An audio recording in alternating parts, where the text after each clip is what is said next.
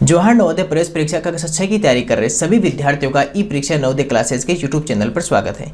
जैसा कि आप सभी को पता है कि आपकी एग्जाम 29 अप्रैल 2023 को होने वाली है, तो उसके लिए ई परीक्षा ने JNVST class 6 free mock test start किए हैं, जिसके अंदर कल आपका मैथ्स का मॉक टेस्ट था, जिसके अंदर 20 क्वेश्चंस थे आपके लिए और 20 क्वेश्चंस के लिए आपको 40 मिनट्स का टाइम दिया गया था। आज उसी मॉक टेस्ट के हम क्वेश्चंस पर सॉल्यूशन पर डिस्कस करते हैं और आपको समझना है कि आपने उन क्वेश्चंस को कैसे किया और हम उस क्वेश्चन को कैसे आपको सॉल्यूशन करवा रहे हैं। और आपका अगर कोई भी क्वेश्चन उसमें गलत हुआ है तो वो भी आपको समझ लेना है कि वो किस तरह से होगा, ताकि एग्जाम में आपका कोई भी क्वेश्चन गलत नहीं हो। तो मॉक टेस्ट नंबर फर्स्ट है। जल्दी से पहले इस वीडियो को अपने दोस्तों के साथ शेयर कर दीजिए ज़्यादा से ज़्यादा, ताकि आपका जितना हमारे सपोर्ट रहेगा हम भी उतना ही आपके लिए और अच्छा कर पाएंगे। चलिए तो स्टार्ट करते हैं। सबसे पहले देखिए, आपने अगर अभी तक मॉक टेस्ट ई परीक्षा ऐप के माध्यम से नहीं दिया है तो सबसे पहले आप ई परीक्षा ऐप को ओपन कीजिए, गूगल प्ले स्टोर से डाउनलोड कीजिएगा, ओपन कीजिएगा ई परीक्षा ऐप। उसके बाद में रजिस्टर कीजिएगा, रजिस्ट्रेशन में रेफरल कोड BHA3 लिखिएगा, गोल सेलेक्ट कीजिए नवोदय सैनिक RMC और उसके बाद में होम स्क्रीन पर आपको दिखाई देगा जेएनवीएसटी क्लास 6 फ्री मॉक टेस्ट। उसमें न्यूमेरिकल एबिलिटी है और उसके बाद में इंग्लिश मीडियम है, हिंदी मीडियम, जिस मीडियम से आप देना चाहते हो उससे आप इसको जरूर सबमिट कीजिएगा। और अब हम स्टार्ट करते हैं हमारे क्वेश्चंस के ऊपर। और अभी तक आपने हमारे ई परीक्षा नवोदय क्लासेस के यूट्यूब चैनल को नहीं सब्सक्राइब किया तो जल्दी से इसको सब्सक्राइब कर लीजिए। साथ में हमारा टेलीग्राम चैनल भी जरूर ज्वाइन कर लीजिएगा। गूगल में सर्च कीजिएगा telegram.me/नवोदय स्कूल और हमारे इस टेलीग्राम चैनल को जरूर ज्वाइन कर लीजिए, क्योंकि सभी तरह की जानकारी हमारे टेलीग्राम चैनल पर ही दी जाती है। साथ में www.navodaySchool.in भी विजिट कीजिएगा। यहाँ पे आपको बहुत सारे फ्री क्विजेज, PDF नोट्स मिलेंगे और सिलेक्शन कॉम्बो पैक आपके लिए बनाया है, ताकि आपको इस बार जरूर सिलेक्शन मिले, जिसमें 2000 गणित के परसेंट, 10 मॉडल पर 10 OMR शीट मिलेंगे। इसके लिए आपको कॉल कर सकते हैं 8696503800 पर। ओके, अब हम स्टार्ट करते हैं हमारे क्वेश्चन नंबर फर्स्ट के ऊपर और समझते हैं कि इन क्वेश्चंस को कैसे सोल्व करना था, इनका क्या मेथड रहेगा और आपके एग्जाम में अगर ऐसे क्वेश्चंस आ जाए इस टाइप के तो आपको उनको कैसे सोल्व करना है। देखिए, सबसे पहले क्वेश्चन नंबर फर्स्ट के ऊपर डिस्कस करते हैं। सबसे पहले क्वेश्चन नंबर फर्स्ट को देखिएगा और क्वेश्चन नंबर फर्स्ट क्या कह रहा है, ए number when tripled becomes a square number, a number when tripled becomes a square number and when divided by 3 also becomes a square number, what could that number be? एक संख्या को जब तिगुनी करते हैं तो वह वर्ग संख्या बन जाती है और जब उसे 3 से भाग देते हैं तो भी वह क्या बन जाती है, एक वर्ग संख्या बन जाती है। तो वह संख्या क्या होगी आपको बताना है। देखो, सबसे पहले आप सबको इतना तो पता ही है कि सर जब भी आप अगर स्क्वायर आपने सबने याद किया, क्योंकि 1 to 30 तक आपको स्क्वायर्स पता होना चाहिए। ठीक है, सबसे पहले देखो क्वेश्चन क्या कह रहा है, क्वेश्चन को समझते हैं। क्वेश्चन कह रहा है कि सर मान लो कि एक कोई नंबर है, मान लेते हैं कि सर कोई नंबर है, मान लेते हैं नंबर n मान लेते हैं। ठीक है, उस नंबर को जब ट्रिपल करते हो, उसको जब तिगुनी कर रहे हो, ट्रिपल कर रहे हो, तो भी वो क्या बन जाता है, एक नंबर। जैसे इसका आंसर आएगा तो वो नंबर कैसा होता है सर, एक स्क्वायर नंबर होता है। और सर अगर यहीं पर इस नंबर में अगर आप 3 का डिवाइड करते हो या इसको 3 से भाग करते हो या डिवाइडेड बाय 3 करते हो तो भी सर ये नंबर क्या बन जाता है, आपका स्क्वायर नंबर बन जाता है। अब आप कहोगे सर ये स्क्वायर नंबर या वर्ग संख्या कौन सी होती है, स्क्वायर नंबर या फिर वर्ग संख्या कौन सी होती है। आप देखो, 1 का स्क्वायर करोगे तो कितना आएगा 1, अगर आप 2 का स्क्वायर करोगे तो कितना आएगा 4, 3 का स्क्वायर करेंगे तो कितना आएगा 9, 4 का करेंगे तो कितना आ जाएगा, अगर आप 4 का स्क्वायर करते हो तो कितना आएगा आपके पास में, अगर आप 4 का स्क्वायर करते हो, 4 का स्क्वायर करते हो तो कितना आएगा 16, 5 का स्क्वायर करोगे तो कितना आएगा 25 और 6 का स्क्वायर करोगे तो 5 का स्क्वायर करोगे 25, यहाँ लिख देता हूँ मैं। 6 का स्क्वायर करेंगे तो कितना आएगा 36, 7 का स्क्वायर करेंगे 49, 8 का स्क्वायर करेंगे तो 64, 9 का स्क्वायर करोगे तो कितना आएगा 81 और 10 का स्क्वायर करोगे तो कितना आएगा 100। तो देखो, ये जो आपके पास में ये वाले जो नंबर्स है ना, ये नंबर्स, यही नंबर्स आपके क्या है सर, ये जो नंबर्स आपके पास में लिख रहे हैं यही सब स्क्वायर नंबर है। जैसे 36 है, 49 है, 64 है, 4, 9, ये सब क्या आपके पास में स्क्वायर नंबर या वर्ग संख्या होती है। तो चलिए यहाँ पर क्या होगा, ये जो क्वेश्चन है ऐसे क्वेश्चन आपको ऑप्शन से सोल्व करने होते हैं, क्योंकि ऑप्शन से करने पर आपकी ज़्यादा इजी होते हैं। तो सबसे पहले अपन ऑप्शन देख लेते हैं कि आपके पास में ऑप्शन कौन कौन से हैं। तो अगर हम ऑप्शन देखें तो आपके पास में ऑप्शन कौन से हैं, 24, 18, 27 और 14। सबसे पहले ऑप्शन नंबर फर्स्ट को डिस्कस कर लेते हैं। यहीं पर मान लो कि 24 को करते हैं, 24 में अगर किसका तिगुनी करें तिगुनी करें, 24 को अगर 3 से मल्टीप्लाई करें तो कितना आएगा 72। क्या 72 किसी के भी वर्ग में आता है? 72 नहीं आता किसी के, तो पहला ऑप्शन नहीं होगा। दूसरा सर 18 है, पहले ट्रिपल करते हैं क्योंकि दो कंडीशन है, एक आपके पास में क्या है ट्रिपल की और एक क्या है डिवाइडेड बाई 3, तो पहले तिगुनी कर लेते हैं, उसके बाद में अगर ये वाली कंडीशन फॉलो हो जाएगी तो दूसरी कंडीशन लेंगे। सर 18 को 3 से करेंगे तो कितना आ जाएगा, ये कितना आ जाएगा सर 54। ये भी किसी का वर्ग नहीं होता क्योंकि 1 से लेकर 10 तक हमने देखा था कहीं पर नहीं होता, तो ये वाला भी आपका नहीं होगा। उसके बाद में सर 27 है, 27 को अगर 3 से करेंगे तो कितना आएगा 81, और जो 81 किसका वर्ग होता है सर 9 का। इसका मतलब सर पहली कंडीशन फॉलो हो गई क्योंकि जब तिगुनी किया तो एक वर्ग संख्या बन गई। लेकिन मान लो कि इसमें सेकंड कंडीशन क्या है, 3 का डिवाइड भी तो करना है ना, 3 से भाग भी करना है, 3 से भाग भी करना है, डिवाइड किया तो कितना आया 9, और ये 9 किसका वर्ग होता है, स्क्वायर किसका होता है 3 का। मीन्स कि सर ये दोनों कंडीशन फॉलो कर रहा है, तो ऑप्शन कौन सा हो जाएगा, ऑप्शन नंबर 3 इसका क्या हो जाएगा राइट आंसर। 14 से नहीं होगा, अगर आप 14 को 3 से मल्टीप्लाई करोगे तो कितना आ जाएगा सर 42, इसलिए सर क्या नहीं होगा, ये 14 इसका आंसर नहीं होगा। तो ऐसे क्वेश्चन आपको ऑप्शन से करने होते हैं, ऑप्शन से करने पर आप जल्दी कर पाते हो। आपके पास दो कंडीशन थी, तिगुनी करो डिवाइड बाई 3 करो, तो पहले हमने सब में चेक किया तो सर 27 एक ऐसा नंबर निकला जिसको ट्रिपल किया, तिगुना किया तो भी आपको एक स्क्वायर नंबर वर्ग संख्या मिल रही है, और जब उसमें डिवाइड कर रहे हैं 3 का तो भी आपके पास में क्या मिल रही है सर एक वर्ग संख्या या स्क्वायर नंबर मिल रही है। तो आपको 30 तक स्क्वायर आपको पता होने चाहिए, नहीं आता तो अभी भी याद कर लीजिएगा, टाइम है आपके पास में, क्योंकि ऐसे क्वेश्चंस आप जब 30 तक स्क्वायर होंगे तो इजीली हो जाएगा, क्योंकि यहाँ पर देखो 10 के स्क्वायर्स के अंदर अंदर हमें पता चल गया था। तो ऐसे क्वेश्चन आपको जरूर करना है। ओके चलिए नेक्स्ट क्वेश्चन पर डिस्कस करते हैं। क्वेश्चन नंबर 2, क्वेश्चन नंबर 2 क्या कहता है, देखो ये कह रहा है vote should be subtracted from the product of 29 and 63। 29 and 63 का जो प्रोडक्ट है उसमें से क्या सब्ट्रैक्ट करें so that the result becomes 1600। 29 तथा 63 के गुणनफल में, 29 तथा 63 के गुणनफल में से क्या घटाया जाए कि परिणाम 1600 आ जाए। कितना इजी है कि सर पहले इन दोनों का गुणनफल कर लो, उसमें से फिर क्या घटाएं कि परिणाम आपका 1600 आ जाए, यानी कि vote should be subtracted from the product of 29 and 63 so that the result becomes 1600। चलिए सोल्व करते हैं। पहले इसको यहाँ पे देखते हैं, तो हमें क्या कहा कि सर प्रोडक्ट या गुणनफल क्या होता है, इन दोनों का प्रोडक्ट 29 और 63। इसका जो भी आंसर आएगा उसमें से क्या माइनस करें, उसमें से ये जो भी आंसर आएगा यहाँ पर उसमें से क्या माइनस करें कि आपका आंसर कितना आ जाए सर 1600 आ जाए। चलिए पहले इनका प्रोडक्ट पता करें, पहले इनका गुणनफल पता करते हैं। तो सर जैसे इनका गुणनफल सोल्व करते हैं तो 29 को 63 से या 63 को 29 से मल्टीप्लाई कर लो, कितना आएगा 9 3 जा 27, 2 ऊपर रहेगा कैरी, 9 6 या 54, 54 में 2 प्लस किया तो 56 आ जाएगा, मल्टीप्लाई 3 2 जा 6 और 6 2 जा कितना हो जाएगा 12। ओके 7 6 और 6 12, 1 रहेगा कैरी, 5 2 और 1 कितना हो गया 7 और 1 कितना हो गया 8, और ये आ गया सर 1827। कितना आ गया 1827। तो सर ये तो हमारे पास में आ गया 1827।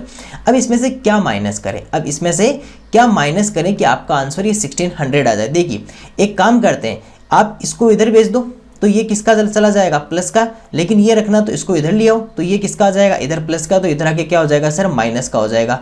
तो माइनस का क्या कर दें 1600 कर दें, तो 7 2 और 2, तो आंसर कितना आया सर 227। हमें क्या करना पड़ेगा, इसमें से सब्ट्रैक्ट करना पड़ेगा, उसके बाद में आंसर कितना आ जाएगा 1600, क्योंकि ये उधर जाएगा प्लस का और ये इधर से इधर आ जाएगा तो किसका हो जाएगा आपका वापस माइनस का हो जाएगा।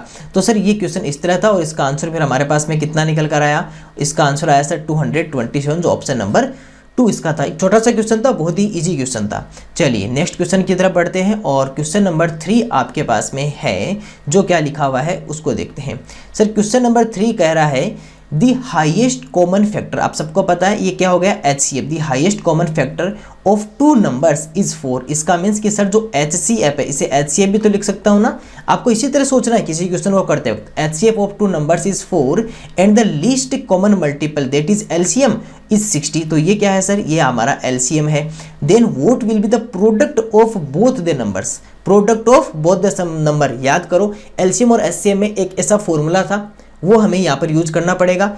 दो संख्याओं का महत्तम समापवर्तक मस है कितना है सर 4 तथा लघुत्तम समापवर्तक 60 है, लघुत्तम समापवर्तक लस है कितना है 60 है। तो दोनों संख्याओं का गुणनफल क्या होगा, दोनों संख्याओं का गुणनफल क्या होगा, हमें ये पूछा है। ठीक है सर, तो आप सबको पता है कि सर ऐसे क्वेश्चन में हमें क्या करना पड़ता है, एक फॉर्मूला होता है, एक सूत्र होता है, और वो कौन सा होता है आप सबको पता है, पहली संख्या गुणा दूसरी संख्या बराबर एलसीएम गुणा एचसीएफ, पहली संख्या गुणा दूसरी संख्या बराबर एलसीएम गुणा HCF, first multiply second is equal to LCM multiply HCF. अब ध्यान रखो, आप सबको पता था, अभी अभी हम सीख कर आए हैं क्या कि सर देखो एलसीएम कितना है, एलसीएम कितना है 60, लस कितना है 60, और एचसीएफ या मस कितना है 4, तो एलसीएम 60 और एचसीएफ कितना है 4। आप सबको पता चल गया कि सर यहाँ से अगर लिखे तो एलसीएम कितना है 60 और एचसीएफ कितना है 4। एलसीएम जिसे क्या बोलते हैं लस कहते हैं,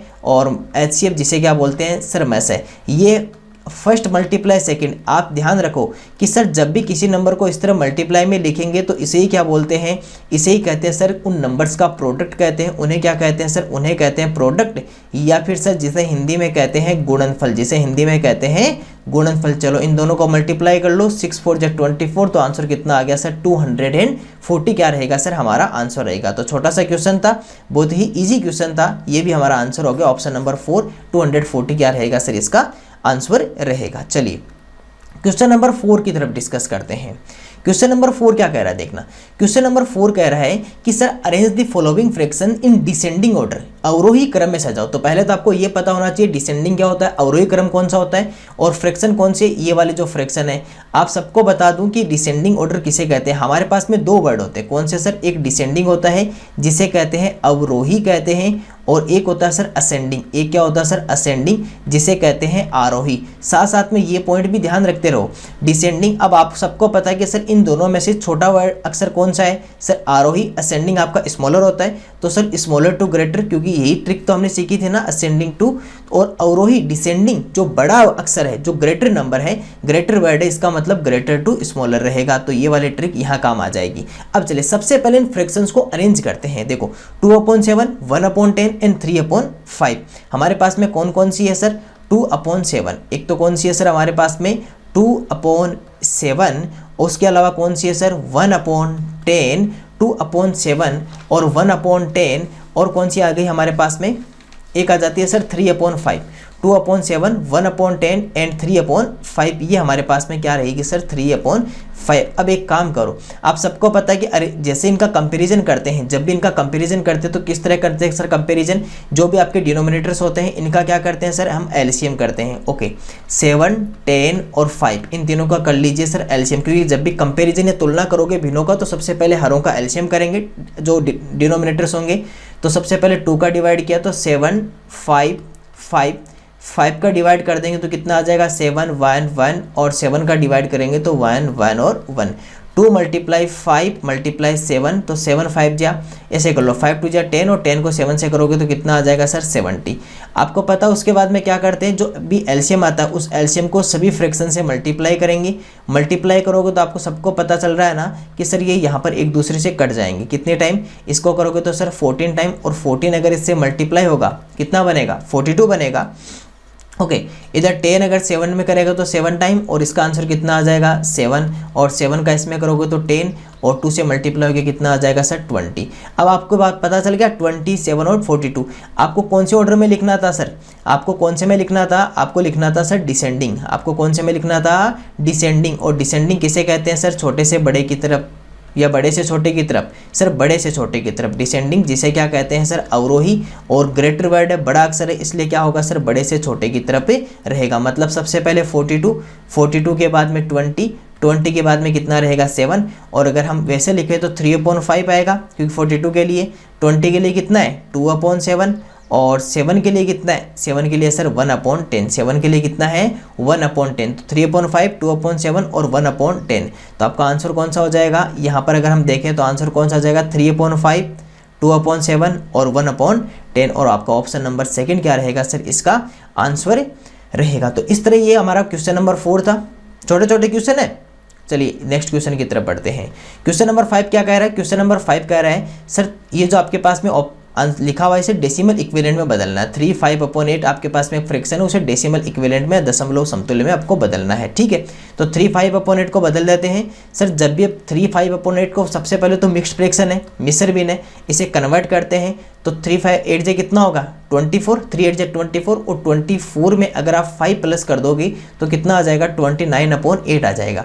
अब डेसिमल दशमलव में बदलना है तो क्या करना है सर, इसमें 29 में 8 का डिवाइड कर दीजिए तो 8 3 जे कितना हो जाएगा 24, माइनस करेंगे 5, यहाँ पर कोई नंबर नहीं है तो क्या लग जाता है डेसिमल, यहाँ डेसिमल से यहाँ 50 हो जाएगा और उसके बाद में 8 6 जा कितना हो जाएगा 48, 8 6 जा 48 रहेगा 2, पॉइंट से लाए 0, 8 2 जे कितना हो जाएगा सर 16, माइनस किया 4, पॉइंट से लगाया 0 और 8 5 जे कितना हो गया सर 40 और ये हमारे पास में किस में आ गया सर डेसिमल इक्विवेलेंट में 3.625, 3.625 देख लीजिए 3.625, ध्यान रखना गलती मत कर देना, इस पर टिक मत कर देना, ये वाला होगा ऑप्शन नंबर 4 क्या रहेगा सर इसका राइट आंसर रहेगा। चलिए इसी तरह आपको क्वेश्चन सोल्व करते रहना, ठीक है।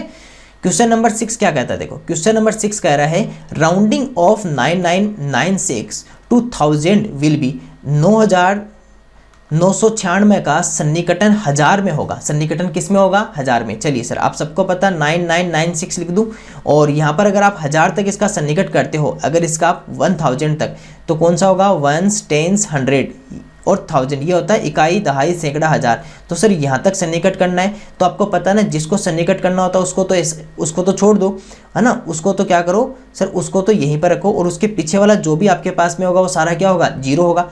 अगर मान लो ये 0 कर रहे हो तो ये 5 से ग्रेटर है ना, ये 5 या 5 से बड़ा होता तो पास वाले को क्या करता है 1 नंबर बढ़ा देता है, इसको 10 बना देगा। जब सर ये यहाँ तक हटेगा तो ये भी 5 से ग्रेटर है तो इसको 10 बना देगा, क्योंकि पास वाले को क्या करेगा 1 नंबर बढ़ा देगा। अब सर ये जैसे ये वाला भी 0 बनेगा तो ये भी 10 है तो इसको भी 10 कर देगा और ये 10 हो जाएगा, क्योंकि यहाँ तक तो सन्निकट करना था। ये बात ध्यान रखना, जिसको आप 0 कर रहे हो उसके अगर लेफ्ट साइड वाला अगर कब बढ़ेगा, जब जो जा रहा है, जैसे आप मान लो 6 को यहाँ से 0 कर रहे हो तो 6 5 या 5 से मोर देन है 5 और मोर देन 5, 5 या 5 से बड़ा होगा तो उसके जो लेफ्ट साइड होगा वो क्या हो जाएगा एक अंक बढ़ जाएगा, तो ये 10 हो गया। अब 10 0 बना तो पास वाला को फिर एक अंक सर बढ़ा दिया 10, फिर से 5 से मोर देन है तो ये क्या हो जाएगा इसके पास वाला, और इस तरह आंसर कितना हो जाएगा सर इसका 10,000 हो जाएगा। तो सन्निकट करते समय ध्यान रखना जिसको भी आप 0 कर रहे हो वो अगर 5 और मोर देन 5 है, 5 या 5 से बड़ा है तो उसके जो लेफ्ट साइड वाला होगा वो एक अंक बढ़ जाएगा, 1 अंक बढ़ जाएगा, 1 डिजिट का उसके अंदर क्या हो जाएगा प्लस हो जाएगा, जैसे यहाँ पर हुआ था। इसी तरह से क्वेश्चन आपको राउंडिंग ऑफ जिसे अप्रोक्सीमेशन कहते हैं ऐसे आपको सोल्व आउट करने हैं। चलिए नेक्स्ट क्वेश्चन की तरफ बढ़ते हैं, ये भी एक इजी क्वेश्चन था। ओके, क्वेश्चन नंबर 7 देखो क्या कह रहा है। क्वेश्चन नंबर 7 कह रहा है कि सर इनको सोल्व कर दो। आपको सबको पता है सोल्व करते तो क्या करते हैं 1/3, 1/6, 1/12 और 1/24। चलिए सबसे पहले इनको लिख लेते हैं। क्या लिखा हुआ है सर 1/3 प्लस 1/6 प्लस 1/12 प्लस 1/24। आपको सबको पता है पहले क्या करना है, पहले इन सबका एलसीएम करना है। पहले क्या करना है इनका एलसीएम, तो एक काम करो 3 6 12 और 24 इनका करते हैं सर एलसीएम। 2 का डिवाइड किया 3 3 6 और 12, 2 का डिवाइड किया तो कितना आया 3 3 3 और यहाँ पर कितना आ जाएगा सर 6 टाइम। 2 का डिवाइड करोगे तो 3 में नहीं होगा तो 3 3 3 और 3, यहाँ पर जब 3 का डिवाइड करोगे तो कितना आ जाएगा 1 1 1 1। चलो मल्टीप्लाई कर लो, 2 मल्टीप्लाई 2 मल्टीप्लाई 2 मल्टीप्लाई 3, 8 और 2 2 जा 4, 2 4 2 जा 8 और 8 3 जा कितना हो जाएगा 24। तो एलसीएम हमारे पास में कितना आ गया सर 24 आ गया। अब आप सबको पता है कि सर एलसीएम आने के बाद में क्या करते हैं, पहले इस 3 का डिवाइड करेंगे तो कितने टाइम 8 टाइम, और 8 इससे मल्टीप्लाई होकर कितना बनेगा 8। 6 का इसमें करोगे तो कितने टाइम 4 टाइम, और 4 अगर ऊपर न्यूमरेटर या n से मल्टीप्लाई होकर 4 1 जा 4। 12 का करोगे तो 2 टाइम और 1 से मल्टीप्लाई होकर कितना बनाएगा 2। 24 का 1 टाइम और 1 से मल्टीप्लाई होकर कितना बनाएगा 1। प्लस कर लो 8 और 4 12, 12 और 2 14, 14 और 1 कितना हो गया 15/24। आपको पता चल रहा है कि ये सर दोनों नंबर ऐसे हैं जिन दोनों नंबर में 3 का डिवाइड होता है, इसमें भी होता है इसमें भी होता है। तो इसमें करेंगे तो 5 टाइम और इसमें करेंगे तो 8 टाइम, तो 5/8 क्या रहेगा सर इसका आंसर रहता है। ये भी एक छोटा सा क्वेश्चन था और इजी क्वेश्चन था 5/8, तो ऑप्शन नंबर 3 क्या रहेगा सर इसका राइट आंसर रहेगा। चलिए नेक्स्ट क्वेश्चन की तरफ बढ़ते हैं। ओके, क्वेश्चन नंबर 8 देखिए क्या कह रहा है। क्वेश्चन नंबर 8 कह रहा है the sum of all the factors of 6 is 6 के सभी गुणनखंडों का योग करो। इसका मतलब पहले 6 के सभी फैक्टर्स पता करने, गुणनखंड पता करने, और उसके बाद में क्या करना, उनका सम करना है। तो पहले हम क्या करते हैं, फैक्टर्स पता करते हैं। देखो आप सबको पता होगा फैक्टर्स कैसे पता करते हैं, नहीं पता तो सीख लीजिए। सबसे पहले जिस नंबर का भी फैक्टर या गुणनखंड पता करना है उसका पहले एलसीएम करो। तो 3, 3 और 1, इस फिर एलसीएम को यहाँ पर लिख दीजिए। जैसे हमने 2 × 3 लिख दिया। ओके, अब सबसे पहले ध्यान रखना, एक नंबर होता है 1, एक होता है 1 जिसका सभी नंबर में डिवाइड होता है। वैसे फैक्टर्स और गुणनखंड होता है क्या है, ऐसे सभी नंबर्स जिसका उस नंबर में डिवाइड हो। जैसे 6 के फैक्टर्स पता करने, तो वो सभी नंबर्स जिनका 6 के अंदर डिवाइड हो सकता है, जिनका 6 के अंदर भाग हो सकता है, वही क्या कहलाएंगे, 6 के फैक्टर्स या 6 के गुणनखंड कहलाएंगे। तो 1 एक ऐसा नंबर है जिसका सभी में डिवाइड जाएगा, और 1 का कितने टाइम होगा सर, 6 टाइम होगा। 1 के बाद में कौन सा नंबर आता है, 2। आपके 1 के बाद में कौन सा आता है, 2। अब इस बॉक्स में देखो, जो इसके एलसीएम वाला बॉक्स है ना, इसका एलसीएम का, इसमें देखो क्या आपको 2 दिखाई दे रहा है, क्या इसमें से 2 बना सकते हो आप, हाँ सर 2 बना सकते हैं। इसका मतलब 2 का भी डिवाइड होगा। जो नंबर्स आप बोल रहे हो, इसके बाद में जो भी आप नंबर्स बोल रहे हो वो इस बॉक्स में होने चाहिए, तभी उस नंबर का उसके अंदर डिवाइड होगा एलसीएम वाले बॉक्स में। तो 2 का डिवाइड कितने टाइम होगा, 2 3 जा 6, इसमें वापस इसमें डिवाइड करना है, 2 3 जा 6। 2 के बाद में कौन आता है, 3। 2 के बाद में कौन आता है, 3। आपको पता चला कि सर इसमें तो 3 भी है, तो यहाँ पर लिखा 3, और 3 का 6 में कितने टाइम होगा, 2 टाइम। लेकिन जैसे आप ये लिखते हो तो आप क्या देखते हो कि सर यहाँ पर इसका ये क्या हो गया सर, इसका रिवर्स हो गया, इसका सेम डिट्टो बन गया ना। 2 × 3 या 3 × 2 एक ही बात है। तो सर ये इसी का ही क्या हो गया, इसी की तरह ही ये क्या हो गया, इसका रिवर्स हो गया, ये इसी का ही सेम टू सेम लिखा, तो इसके आगे नहीं बढ़ना है। तो आपका क्या हो गया सर, यहाँ तक के सभी गुणनखंड क्या कहलाएंगे, ये इसके गुणनखंड कहलाएंगे। कौन कौन से, 1 2 3 और 6, ये क्या है सर, इस 6 के गुणनखंड या फैक्टर्स हैं। इस तरह किसी भी नंबर का फैक्टर्स पता कर सकते हो, चाहे कोई सा भी फैक्टर्स हो, एक भी फैक्टर्स आपका नहीं छूटेगा अगर आप ये एलसीएम वाला बॉक्स ध्यान रखोगे। एलसीएम वाले बॉक्स को यूज लेना है, और फिर जो भी नंबर आप बोल रहे हो वो उस बॉक्स में से आपको बननी चाहिए, चाहे मल्टीप्लाई करके बनाओ चाहे आप सीधा बनाओ, लेकिन उस बॉक्स में बननी चाहिए, तभी आप उसका डिवाइड कर सकते हो। और डिवाइड करके ऐसा बॉक्स बनाना, तो नंबर्स कौन से आ गए, 1 2 3 6। अब इनका क्या करना है सर, हमें सम करना है, या फिर सर जिसे योग कहते हैं योग करना है। चलिए 1 + 2 + 3 + 6 कर लीजिए। 3 और 2 5 और 6 और 6 और 6 कितना हो गया सर, हमारे पास में 12। 6 और 6 हमारे पास में कितना हो गया सर, 6 और 6 हमारे पास में हो गया सर 12। तो अपना आंसर कितना आ जाएगा, इसके बाद में अपना आंसर आ जाएगा सर 12। और इस तरह जो ये क्वेश्चन था, इसका ऑप्शन नंबर कितना हो जाएगा, 3 ऑप्शन नंबर राइट हो जाएगा। तो आपने क्या सीख लिया, फैक्टर्स फाइंड आउट करना भी सीख लिया, और ऐसे क्वेश्चन कैसे करते हैं ये भी हमने सीख लिया। चलिए नेक्स्ट क्वेश्चन की तरफ बढ़ते हैं, question number 9। Okay, question number 9 देखिए क्या कहता है, if Naveen covers a distance of 9 km in 4 hours, 9 km in 4 hours, then how many hours will he take to walk 60 km? यदि नवीन 4 घंटे में 9 किलोमीटर की दूरी तय करता है, 4 घंटे में 9 किलोमीटर की दूरी तय करता है, तो 60 किलोमीटर चलने में उसे कितने घंटे लगेंगे। तो पहले क्या लिखा हुआ है, 9 किलोमीटर इन 4 आवर्स। तो आपको डिस्टेंस पता है, ये डिस्टेंस आपको पता है, दूरी आपको दी हुई है, और साथ में आपको टाइम या समय आपको दिया हुआ है। तो पहले क्या पता कर लेंगे, इसकी स्पीड या चाल पता कर लेंगे, और फिर उस स्पीड का यूज करके इस 60 किलोमीटर में डिवाइड करके क्या पता कर लेंगे सर, टाइम पता कर लेंगे। चलिए सबसे पहले हम क्या करते हैं, सबसे पहले करते हैं सर, यहाँ पर आपको क्या गिवन है सर, ये गिवन है कि आपको पहले क्या दिया हुआ था सर, डिस्टेंस आपको दी हुई थी, और कितनी दी हुई थी सर, 9 किलोमीटर इन 4 आवर्स, 9 किलोमीटर इन 4 आवर्स आपको गिवन है। चलिए सर डिस्टेंस कितना है, 9 किलोमीटर, और टाइम या समय कितना है, टाइम या सर जिसे क्या कहते हैं, समय कहते हैं, और डिस्टेंस को हिंदी में क्या कहते हैं, दूरी कहते हैं, ठीक है। और टाइम या समय कितना है सर, 4 आवर्स है। आपके पास में क्या नहीं है सर, हमारे पास में स्पीड नहीं है, स्पीड या फिर सर जिसे क्या कहते हैं, चाल कहते हैं। और स्पीड या चाल का सूत्र आपको पता होगा, नहीं पता तो यहाँ पे देख लीजिए। स्पीड का फॉर्मूला होता है sir distance upon time, speed का फॉर्मूला होता है डिस्टेंस अपॉन टाइम। चाल बराबर होता है सर दूरी बट्टे समय, चाल बराबर होता है दूरी बट्टे समय, यहाँ पर सर चाल बराबर दूरी बट्टे समय होता है, ठीक है। तो इसका यूज करते हैं, यहाँ पर डिस्टेंस कितनी है, 9 किलोमीटर है, और टाइम कितना है सर, 4 आवर्स है। तो इसको एक काम करो, ऐसा कैसा रहने दो, तो आंसर कितना आ गया sir, 9/4 kilometre per hour, 9/4 kilometre per hour. इसको सोल्व मत करो क्योंकि आगे काम में आ जाएगा, ठीक है। इसके बाद में क्या कहा कि सर सेकंड टाइम इसने डिस्टेंस बदल दी, सेकंड टाइम इसने क्या कर दी, डिस्टेंस बदल दी। अब कितनी कर दी सर, 60 किलोमीटर डिस्टेंस, कितनी कर दी, 60 किलोमीटर। अब चलिए, तो अब डिस्टेंस कितनी हो गई, डिस्टेंस हमारे पास में हो गई सर 60 किलोमीटर। इस बार आपके पास में जो डिस्टेंस है, जो आपके पास में दूरी है, वो दूरी कितनी है सर, 60 किलोमीटर। कितनी है सर? 60 किलोमीटर या 60 किलोमीटर। और आपके पास में स्पीड आपको पता चली गई, स्पीड या चाल कितनी है सर? वो कितनी थी? 9/4 kilometre per hour. 9/4 kilometre per hour. आपको क्या पता करना है सर? हमें पता करना है टाइम, या फिर सर जिसे क्या कहते हैं, समय। और टाइम या समय का फॉर्मूला क्या होता है? Distance upon speed. Distance upon speed, यानी कि समय बराबर दूरी बट्टे चाल। समय बराबर क्या होता है? दूरी बट्टे चाल। चलिए सर इसमें आंसर लिखते हैं। समय बराबर दूरी बट्टे चाल में आंसर लिखो, वैल्यू पुटअप करते हैं। और जब वैल्यू पुटअप करते हैं तो डिस्टेंस या दूरी कितनी है? 60 किलोमीटर। और यहाँ पर ये कितना है सर? ये 9/4 किलोमीटर पर आवर। ये ध्यान रखना, ये यूनिट सेम होनी चाहिए। अभी किलोमीटर है, किलोमीटर पर आवर है, कोई चेंज नहीं करना। अगर सही सेम नहीं होता तो फिर चेंज करते। चलिए सर आपको अब यहाँ से एक और अच्छी बात सिखा देता हूँ। ध्यान रखना, जब भी अगर ऐसा कोई क्वेश्चन आए जिसमें डिनोमिनेटर में भी डिनोमिनेटर हो तो वो कहाँ चला जाता है सर? सबसे ऊपर चला जाता है। वो कहाँ चला जाता है? सबसे ऊपर चला जाता है। इसका मतलब यहाँ पर इस तरह यहाँ पर क्या बन जाएगा? अगर आप यहाँ पर बनाना चाहो तो यहाँ पर ये बदल कर क्या बन जाएगा? ये हो जाएगा सर 60 × 4 यहाँ पर हो जाएगा। और 9 कहाँ पर चला जाएगा सर? हमारा 9 आ जाएगा, नीचे की तरफ 9 आ जाएगा। ठीक है, अब यहाँ पर इसको सोल्व कर लीजिए। जब यहाँ पर सोल्व करते हैं तो कितना आ जाएगा?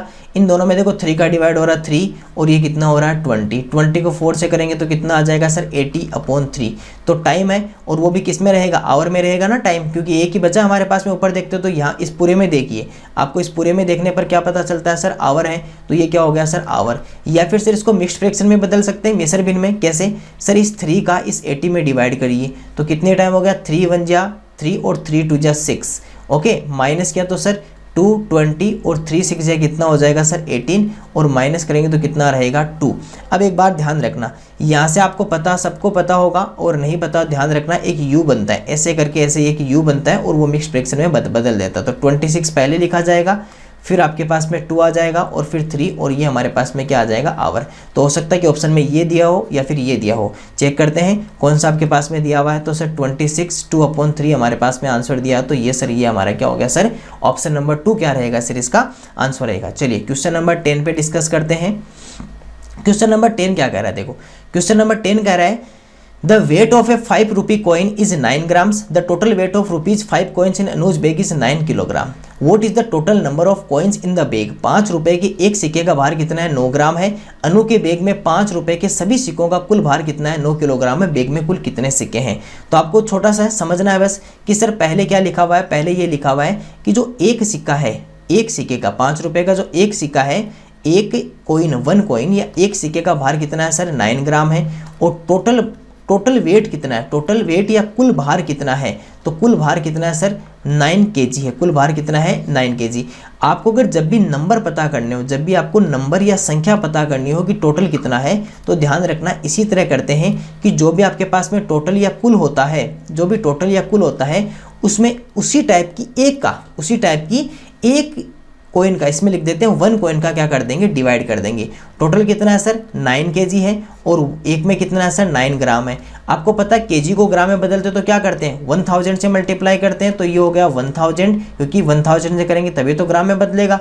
और नीचे पहले से क्या है? 9 ग्राम है। आपको इजीली दिखाई भी दे रहा होगा सर, ये एक दूसरे से कट जाएंगे। 9 से 9 कट जाएगा, ग्राम से ग्राम कट जाएगा, पीछे कितना रहेगा? 1000। इसका मतलब कि अनु के बैग में टोटल कोइन की संख्या कितनी थी? How many coins? 1000 कोइंस। कैसे? जो भी टोटल होता है, जैसे आपको मैं कहूँ एक कितना है और टोटल इतना है, तो इतने में आपको 1 का डिवाइड कर देना है। तो जब टोटल के अंदर आप 1 का डिवाइड कर दोगे तो टोटल नंबर्स आ जाएगा। क्या जाएगा? टोटल नंबर्स आ जाएगा। जैसे मैं कहूँ कि आपके सभी दोस्तों के पास 100 रुपये हैं और एक दोस्त के पास में 10 रुपीज़ है, तो आप क्या कहोगे सर? 100 में 10 का करेंगे तो हमारे कितने फ्रेंड्स हैं? 10 फ्रेंड्स हैं, 10 दोस्त हैं।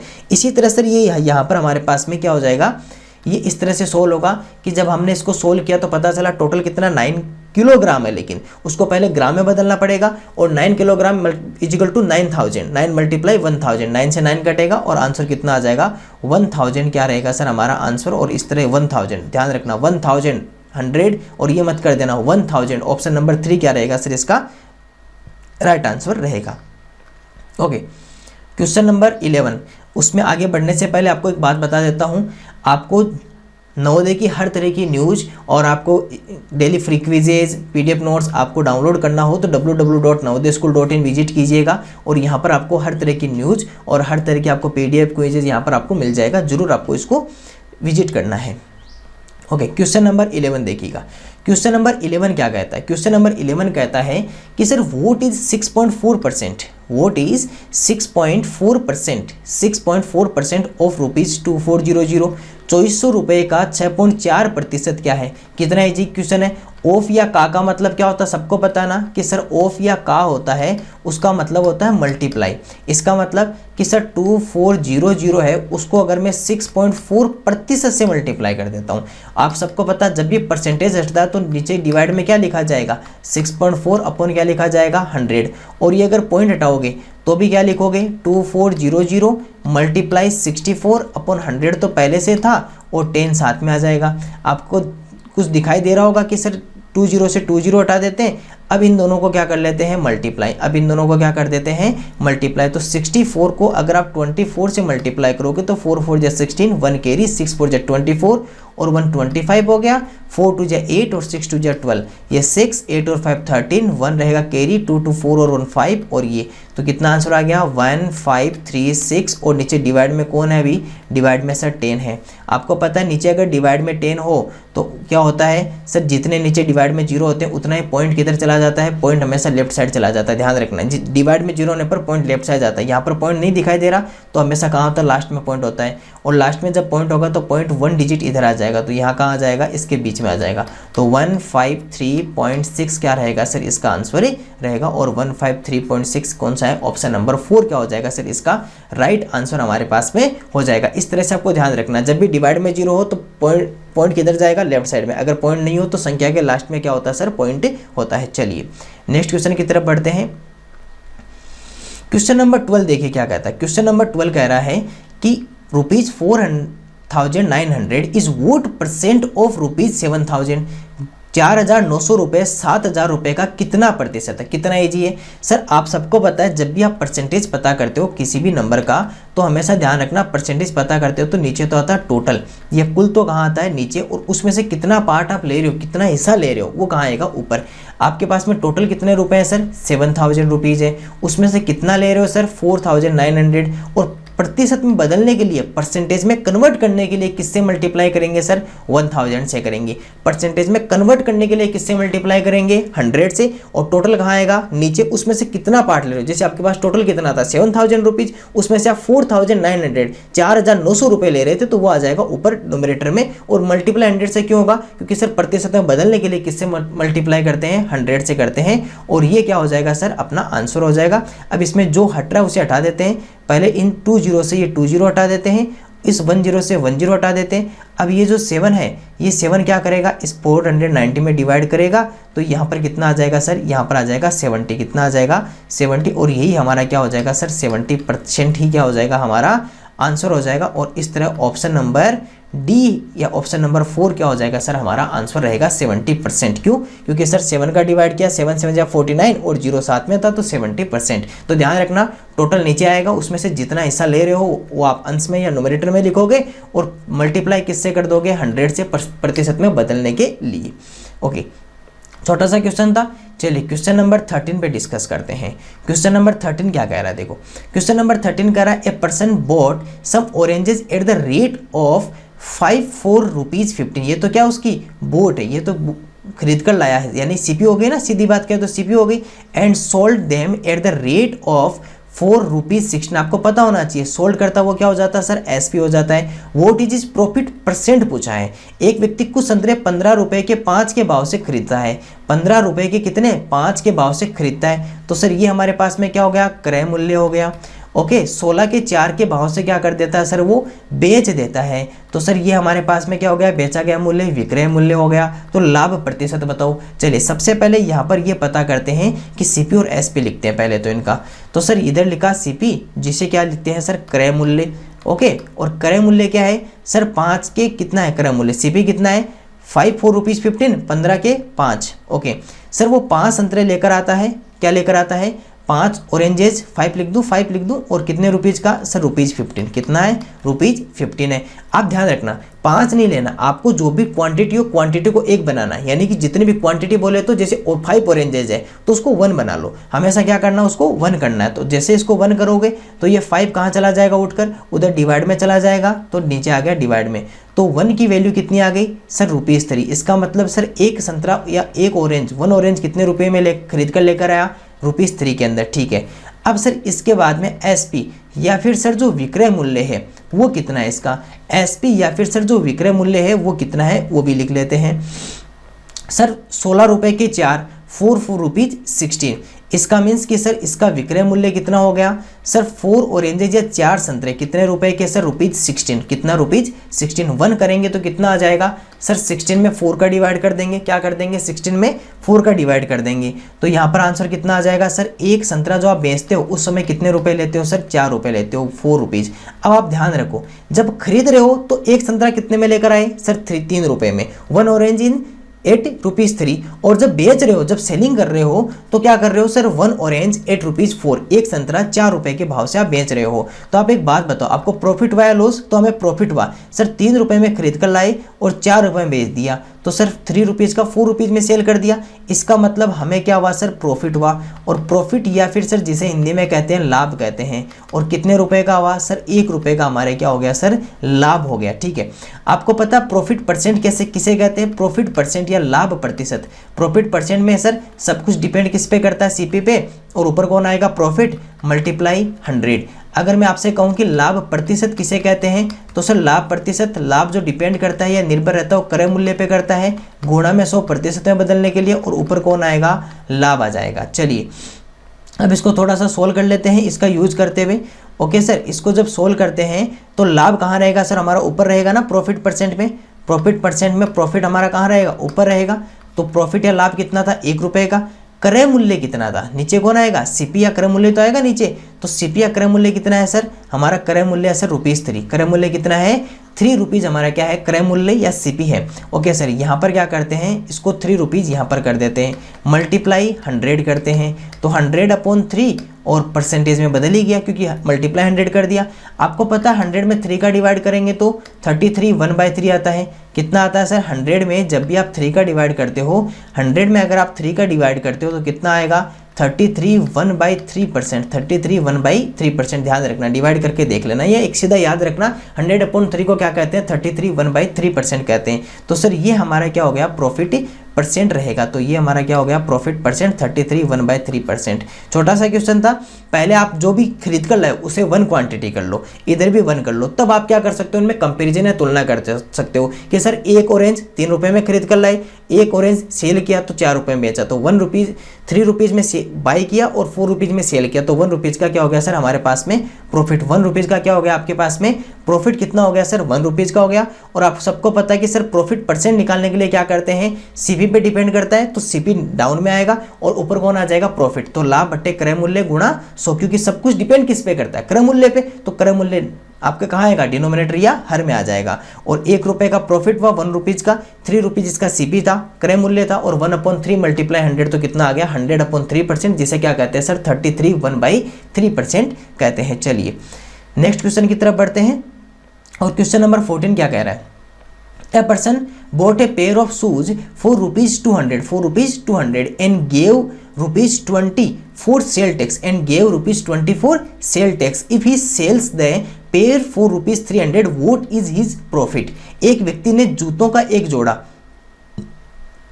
200 रुपए में खरीदकर उस पर 20 रुपए की बिक्री कर दिया, यदि वह उस जोड़े को 300 रुपए में बेचता है तो उसे लाभ क्या होता है। छोटा सा क्वेश्चन है, बहुत ही इजी। अब देखो सबसे पहले होता क्या है कि वह सर खरीद कर लाता है, तो खरीद कर लाता है जिसे क्या कहते हैं CP या फिर सर क्रय मूल्य। ध्यान रखना ये CP या क्रय मूल्य कब तक होता है सर जब तक बेच नहीं देता तब तक। जैसे मान लो खरीद कर लाया, उसके ऊपर कुछ कर दिया, उसके ऊपर कुछ रिपेयरिंग का दिया, यानी उस पर मरम्मत करवाने का दिया, तो सारा किस में चला जाएगा सर क्रय मूल्य पे या CP में चला जाएगा। तो सर वो 200 रुपये में खरीद कर लाया, कितने रुपए में 200 रुपीज़ में वो खरीद कर लाया, ठीक है, ये तो वो खरीद कर लाया। उसके ऊपर 20 रुपये उसने क्या कर दिया सर सेलिंग टैक्स या बिक्री कर दे दिया ना, लिखा हुआ है ना कि सर उसने 20 रुपये का क्या कर दिया सेलिंग टैक्स या 20 रुपये बिक्री कर दिया। तो सर जो खरीद कर लाया कर दिया वो सारा किस में जाएगा CP में, जब तक बेच नहीं देता तब तक।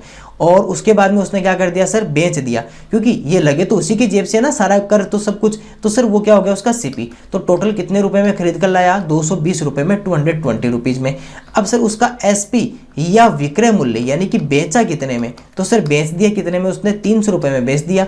अब बताओ 220 रुपए का खरीद कर 220 रुपीज में बाई किया, 300 रुपीज में सेल कर दिया, तो उसे क्या हो गया सर, उसे प्रॉफिट या क्या हो गया सर, लाभ हो गया। और कितना हो गया, 300 रुपीज में से 220 रुपीज घटा दो तो कितना आ गया, 0 और 8, तो सर 80 रुपीज का उसे क्या हो गया, प्रॉफिट, या 80 रुपए का सर उसे क्या हो गया, लाभ हो गया। तो छोटा सा क्वेश्चन था, ऑप्शन नंबर 2 क्या हो जाएगा, राइट आंसर हो जाएगा। क्यों, क्योंकि सर 200 रुपए में खरीदा, 20 रुपए बिक्री कर दिया, वो भी उसी की जेब से लगे, तो सब कुछ किस में चला जाएगा, सीपी में, क्रय मूल्य में। टोटल कितने, 220 रुपीज उसने क्या कर दिया सर, अपनी जेब से दिए। 300 रुपए जब उसने सामने वाले को वो जूते की जोड़ी बेची या शूज और पैर जब उसने सेल किया तो क्या हो गया सर, उसके पास में 300 रुपीज आए, तो कितने रुपीज एक्स्ट्रा उसे मिले सर, 80 रुपीज, और वही उसका क्या हो जाता है सर, उसका प्रॉफिट या लाभ हो जाता है। चलिए नेक्स्ट क्वेश्चन की तरफ बढ़ते हैं। क्वेश्चन नंबर 15 क्या कह रहा है, देखो क्वेश्चन नंबर 15 कह रहा है, इन वो time in amount of rupees 1500 amount of rupees 1500 will get 240 rupees as simple interest. तो इसका मतलब 240 क्या है हमारे पास में सर, यही तो सिंपल इंटरेस्ट है। तो फिर सर ये क्या हो गया, अमाउंट हो जाता है, तो ये क्या हो गया सर हमारे पास में, प्रिंसिपल अमाउंट या मूलधन। तो ये 1500 रुपीज ये हमारे पास में क्या हो गया, 240 सिंपल इंटरेस्ट देगा एट द रेट ऑफ 4%। ये रेट हो गई कितने समय में, 1500 रुपए की जो राशि है वो 4% वार्षिक दर से साधारण ब्याज के रूप में 240 रुपए हो जाएगी। तो सर ब्याज कितना, 240 रुपए, दर कितनी, 4%, और मूलधन कितना सर, 1500 रुपए जो है वही मूलधन है, क्योंकि उधार तो वही दिया था। चलिए सर ये पता करते हैं। तो आपको पता चल गया सब कुछ। यहाँ से हमने क्या देखा कि सर यहाँ पर पता चलता है कि जो प्रिंसिपल अमाउंट है या फिर सर जो मूलधन है वो तो कितना है, 1500 रुपीज़, और आपके पास में रेट या दर कितनी है सर, वो है अपने पास में 4%, और इंटरेस्ट या ब्याज कितना है, इंटरेस्ट या फिर सर जिसे कहते हैं ब्याज, वो कितना है आपका 240 रुपीज़, 240 रुपये है, देख लीजिए 240 रुपीज़ आपका इंटरेस्ट है। टाइम पूछा है, क्योंकि साफ साफ लिखा हो ना, क्या पूछ रहा है सर, यहाँ पर पूछ रहा है इन वोट टाइम, कितने समय में, तो समय पूछ रहा है, टाइम पूछ रहा है। ओके सर यहाँ पर लिखते हैं टाइम, और हमें टाइम या समय आपको बताना है। तो आप सबको पता है कि सर टाइम का फॉर्मूला क्या होता है, interest multiply 100 upon principal amount multiply rate. Principal amount multiply क्या हो जाएगा सर, प्रिंसिपल अमाउंट मल्टीप्लाई यहाँ पर क्या कर देंगे, रेट कर देंगे। तो सर समय का जो सूत्र है वो क्या हो जाएगा, ब्याज गुणा 100 बटे मूलधन गुणा दर हो जाएगा। चलिए इन सब का यूज करते हैं, यहाँ पर यूज करके इस वैल्यू में पुटअप करते हैं। तो सर अगर टाइम या समय निकालेंगे तो क्या हो जाएगा, ब्याज या इंटरेस्ट कितना है 240 मल्टीप्लाई 100, मूलधन या प्रिंसिपल अमाउंट कितना है 1500 और मल्टीप्लाई दर या रेट कितनी है 4%, और ये भी क्या है सर पर एनम या वार्षिक है, पर एनम या क्या है सर वार्षिक, इसका भी यूज आएगा इसलिए बता रहा हूँ। ठीक है, अब सर इसे सोल्व करते हैं। जब इसे सोल्व करते हैं तो आपको पता चलता है 20 से 20 हटा दिया, 4 से अगर इसको हटाएंगे तो कितने टाइम हो जाएगा, 4 6 या कितना हो जाएगा, ये 60 कर दें। ओके अब एक बार इसको लिख लेते हैं, देखो 60 अपॉन में कितना रहेगा, ऊपर कुछ नहीं है, नीचे कितना है 15, आप सबको पता है 15 4 जा कितना होता है 60 होता है। अब एक बात बताओ, टाइम या समय, इसको ईयर लिखे यानी वर्ष लिखे, मंथ या महीना लिखे, या डे या दिन लिखे, तो सर ये बताएगा। पर एनम या वार्षिक है तो सर ये भी किस में आएगा, ये भी आपका ईयर में या फिर किस में आएगा, वर्ष में। ये आपको रेट बता देगा कि ये जो समय है या टाइम है ये किस में आएगा, ईयर में या वर्ष में किस में आएगा। तो ये कितना हो गया सर हमारे पास में 4 ईयर आ गया, इसलिए इसका ऑप्शन क्वेश्चन नंबर 15 का है, क्वेश्चन नंबर 15 का ऑप्शन नंबर फर्स्ट क्या हो जाएगा सर, हमारा राइट आंसर हो जाएगा 4 ईयर्स। छोटा सा क्वेश्चन था, आपको प्रिंसिपल अमाउंट मूलधन दिया हुआ था, इंटरेस्ट या ब्याज आपको गिवन था, साफ लिखा ना 240 एज सिंपल इंटरेस्ट, 240 रुपए ब्याज के रूप में प्राप्त हो जाते हैं। आपको रेट आपको परसेंटेज में दी हुई थी, आपको केवल समय या टाइम पूछा था, तो टाइम का फॉर्मूला यूज किया और इसका हमने आंसर फाइंड आउट कर लिया। चलिए क्वेश्चन नंबर 16 को देखते हैं। क्वेश्चन नंबर 16 क्या कह रहा है, a person took a loan for ₹20,000 to repair a house which he has to pay back in 2 years at 10% per annum. What is the amount returned by him after 2 years with interest? एक व्यक्ति ने घर की मरम्मत के लिए 20,000 रुपये क्या लिए सर, उधार लिए, जो उसे 10% वार्षिक ब्याज दर पर 2 वर्ष में वापस करने हैं। ब्याज सहित 2 वर्ष बाद उसने जो राशि वापस की वो है। एक बात बताओ, सबसे पहले इसमें देखो छोटा सा मेथड बनाते हैं यहाँ पर समझने के लिए। सर जो भी हम राशि उधार लेते हैं, जो भी राशि उधार लेते हो वो क्या कहलाती है सर, हमारे पास में प्रिंसिपल अमाउंट या मूलधन कहलाती है। फिर हम क्या करते हैं सर, कुछ समय के लिए उसे अपने पास में रखते हैं और वापस लौटाने जाते हैं। तो जो भी राशि वापस लौटाने जाते हो, रिटर्न करते हो, उसे क्या कहते हैं सर, उसे ही तो अमाउंट कहते हैं, उसे अमाउंट कहते हैं। और हिंदी में उसे क्या कहा जाता है सर, मिश्र धन कहते हैं। एक बात बताओ, आप अगर किसी से रुपए उधार लेकर आए, है ना, बोरो किया, तो सर अब वापस लौटाने जाओगे तो उसके साथ में कुछ एक्स्ट्रा रुपए तो दोगे ना, और वो एक्स्ट्रा रुपए क्या होता है सर, वही तो इंटरेस्ट होता है, उसे तो क्या कहते हैं, ब्याज कहते हैं। तो जो रुपए आप एक्स्ट्रा उसके अंदर प्लस कर देते हो, जितने रुपए उधार ले रहे हो उसमें जितने रुपए प्लस कर रहे हो वही क्या कहलाता है सर, इंटरेस्ट, या क्या कहलाता है, अपना ब्याज कहलाता है और टाइम कहलाता है। अब देखो यहाँ से इसने कितने रुपए उधार लिए सर, 20,000 या 20,000 रुपये उधार लिए, ठीक है। इसने कितने रुपए उधार लिए सर, 20,000 या 20,000 रुपये उसने उधार लिए, और कितने समय के लिए, 2 years या 2 साल के लिए ली उसने, ठीक है। इंटरेस्ट कितना है हमें नहीं पता, लेकिन रेट पता आपको, रेट परसेंट क्या है उसकी, 10% वार्षिक दर पर एनम है, 10% क्या है पर एनम। और सर उसकी जो रेट है, उसकी जो रेट है वो क्या है, 10% पर एनम, या फिर सर 10% वार्षिक उसकी रेट है, ठीक है। अब आपको वापस लौटाना है, तो अमाउंट जब मिश्र धन होगा तो मिश्र धन में कौन कौन शामिल होगा सर, एक तो प्रिंसिपल अमाउंट, और प्रिंसिपल अमाउंट में कौन जुड़ जाएगा, इंटरेस्ट जुड़ जाएगा। तो सर एक तो मूलधन, और मूलधन में क्या प्लस कर देंगे, ब्याज, ये दोनों मिलकर क्या बना देंगे सर, प्रिंसिपल अमाउंट या अमाउंट या मिश्र धन बना देंगे। चलिए पहले आपको इंटरेस्ट नहीं पता, इंटरेस्ट फाइंड आउट करते हैं। सर इंटरेस्ट का फॉर्मूला क्या होता है, इंटरेस्ट का फॉर्मूला क्या होता है, सबको पता है ना, इंटरेस्ट का फॉर्मूला क्या होता है, PRT/100। PRT बोले तो सर ब्याज का फॉर्मूला क्या होता है, ब्याज का जो सूत्र होता है वो क्या होता है, मूलधन गुणा दर गुणा समय बट्टे 100, मूलधन गुणा दर गुणा समय बट्टे 100। चलिए सर प्रिंसिपल अमाउंट कितना है ये चेक कर लेते हैं पहले। प्रिंसिपल अमाउंट आपके पास में कितना है, 20,000, 20,000 रुपये है। रेट या दर कितनी है, 10% है, क्योंकि देखो ये भी आपके पास में ईयर में, ये भी ईयर में, तो कोई चेंज नहीं करना है। नहीं फिर क्या करते हैं, इसको मंथ होता तो फिर इसको ईयर में लेके जाते हैं। अभी सेम यूनिट है, कोई चेंज नहीं करना। और टाइम कितना है सर, 2 ईयर, और अपॉन में कितना आ जाएगा, 100। अब देखो कुछ नंबर्स एक दूसरे से आपके कट रहे हैं, पहले उन्हें हटा देते हैं, 00 से 00 हटा देते हैं। पीछे कितना बचा, 2 2 जा कितना हो गया 4, 10 इसकी 10 इसकी, तो सर कितना हो गया 400 रुपीज़। तो कितना आ गया सर, 400 रुपीज़ क्या आ गया सर, इसका हमारे पास में आंसर आ गया क्या, 400 रुपीज़ क्या आ गया सर, हमारे पास में आंसर आ गया। ओके 20 से 20,000, सॉरी ये कितना है 20,000 है, तो इसमें एक जीरो और लिखिए यहाँ पर, इसको थोड़ा सा हटा देते हैं, है ना, क्योंकि ये 20,000 है, हमने 2,000 लिख लिया, इसको यहाँ पर 20,000 लिखते हैं। ध्यान रखना एग्जाम में ऐसी गलतियाँ हो नहीं जाए, ध्यान रखना इस बात का। ओके यहाँ लिख लेते हैं 20,000 अगर आप लिखते हो तो उसके बाद में जब आप इसको हटाते हो तो सर 20 से 20 हट जाएंगे और 0 से 0 आ जाएगा। तो आपके पास में आंसर कितना आ गया सर, 4,000 रुपीज़। तो ब्याज के रूप में कितना आ गया, 4,000 रुपीज़। अब एक बात बताओ, 20,000 आपने उधार ली, 4,000 क्या हो गया उस व्यक्ति का इंटरेस्ट या ब्याज हो गया, तो टोटल कितना हो गया सर 20,000 उसने उधार लिए, जो उसकी बोरो की गई राशि थी, अमाउंट था। उसके बाद में उसमें 4,000 उसने ब्याज के रूप में इंटरेस्ट प्लस कर दिया, तो टोटल कितना हो गया 24,000, 24,000 रुपये सर उसका क्या हो गया, टोटल 24,000 या 24,000 रुपये क्या हो गया सर उसका अमाउंट या मिश्र धन हो गया। तो सर ये हमारा क्या रहेगा, एक छोटा सा आंसर था 24,000, तो ऑप्शन नंबर 3 क्या रहेगा सर, इसका राइट आंसर रहेगा। चलिए इसके बाद में क्वेश्चन नंबर 17 पे डिस्कस करते हैं। टोटल 20 क्वेश्चन पर डिस्कस करेंगे, थोड़े से क्वेश्चन और रहे हैं, थोड़ा हिम्मत बना के रखो। ओके सर इसके बाद में इस क्वेश्चन पे डिस्कस करते हैं। A car covers a distance of 200 meters in 10 seconds while a train covers a distance of 300 meters in 18 second, which ride is faster and by how much in meters per second.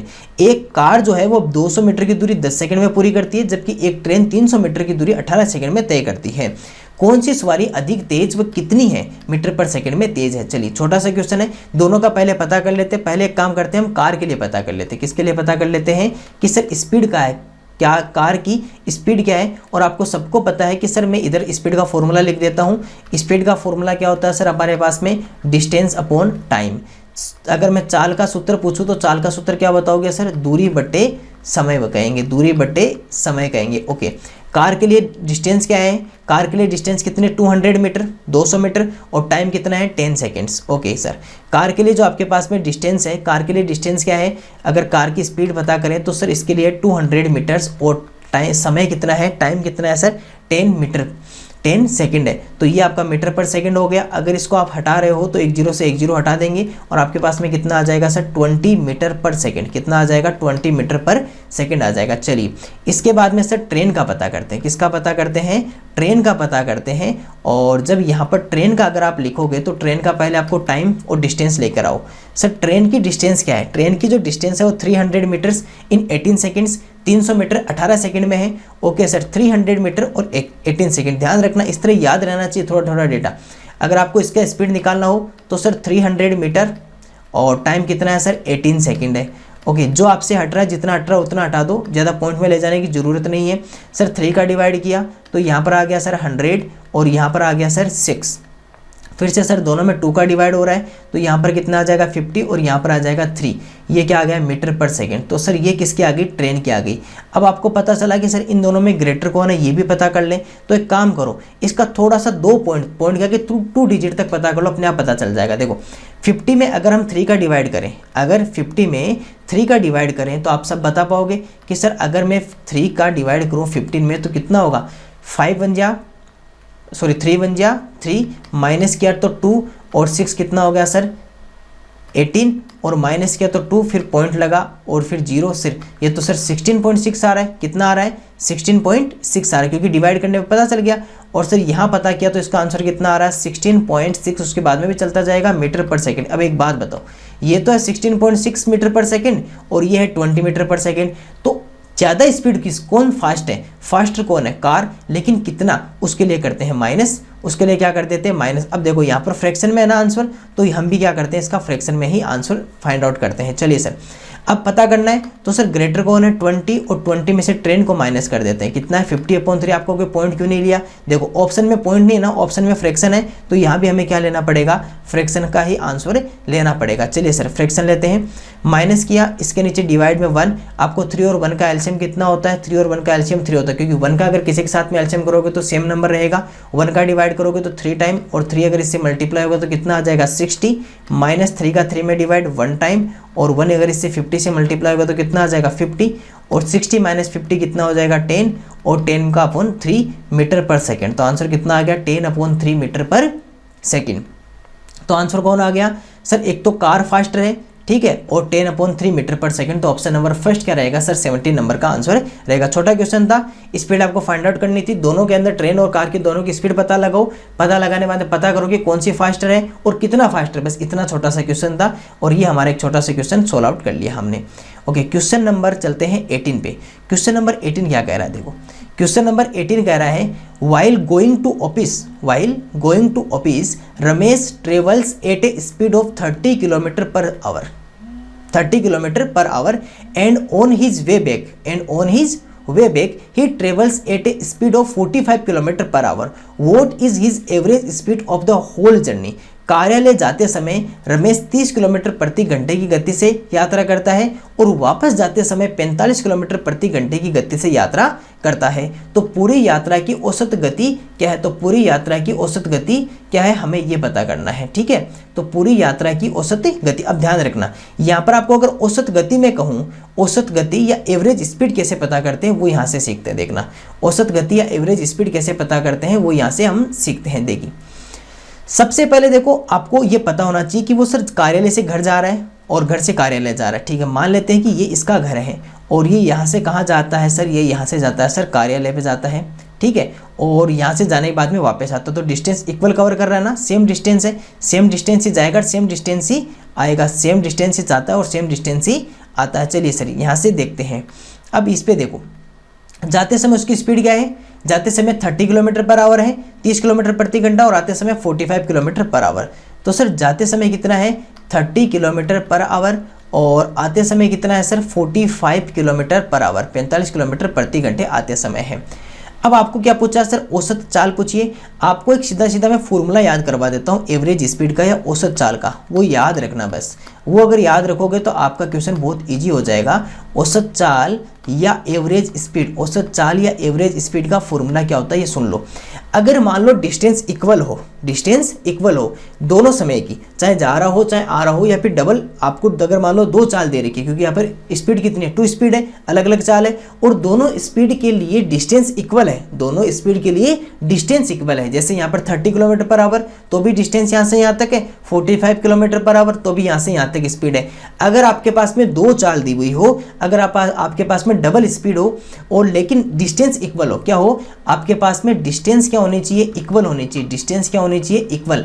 आपके पास में जो दूरी है वो दूरी समान होनी चाहिए। अगर आपके पास में मान लो कि दो चाल दी हुई हो, कितनी दी हुई हो, आपके पास में दो अलग अलग चाल दी हुई हो, लेकिन दोनों चाल के लिए दूरी समान हो, तो उसके लिए एक फॉर्मूला याद रखना औसत चाल का, 2xy upon x plus Y. अब आप कहोगे सर एक्स वाई क्या होता है, अभी बता दूंगा, लेकिन पहले फॉर्मूला याद कर लो कि सर जब आपके पास में डिस्टेंस इक्वल हो, दो अलग अलग चाल आपको दे रखी हो, 2 डिफरेंट स्पीड्स हो, लेकिन आपके पास में जो डिस्टेंस है वो इक्वल हो, दूरी बराबर हो, तो आप क्या करोगे, 2xy upon x plus y का फॉर्मूला यूज करोगे। x क्या है, फर्स्ट स्पीड, x क्या हो जाएगी आपकी फर्स्ट स्पीड या फिर पहली चाल, प्रथम चाल, और आपके पास में y क्या हो गई सर सेकंड स्पीड, y क्या हो गई सेकंड स्पीड, या फिर क्या हो गई सर द्वितीय चाल।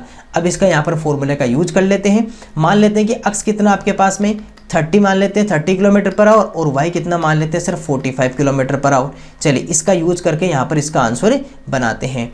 फॉर्मूला क्या बनाया फिर हमने, 2xy upon x plus Y. लेकिन पहले ये देखना है कि आपके पास में स्पीड सेम है या नहीं, लेकिन आपके एग्जाम में ज़्यादातर स्पीड सेम ही आती है, ध्यान रखना। स्पीड सेम नहीं आएगी तो फिर क्या करेंगे, तो फिर सर दोनों का पहले अलग अलग टाइम फाइंड आउट करेंगे, दोनों डिस्टेंस के लिए टाइम फाइंड आउट करने के बाद में कुल दूरी बट्टे कुल समय का यूज कर लेंगे। लेकिन आपके एग्जाम में स्पीड इक्वल ही आएगी, और इक्वल स्पीड आएगी तो आपको सबको पता है कि sir 2xy upon x plus y use करना है। तो x की वैल्यू कितनी 30 और y की वैल्यू कितनी 45। चलिए सर 30 और 45 का यूज करते हैं, तो x की वैल्यू कितनी है 2 गुणा 30 गुणा 45, 2 मल्टीप्लाई 30 मल्टीप्लाई 45 और 30 प्लस 45, 30 प्लस 45। चलिए इसको सॉल्व कर लेते हैं, 2 मल्टीप्लाई 30 मल्टीप्लाई 45 और 30 और 45 कितना हो गया सर 75।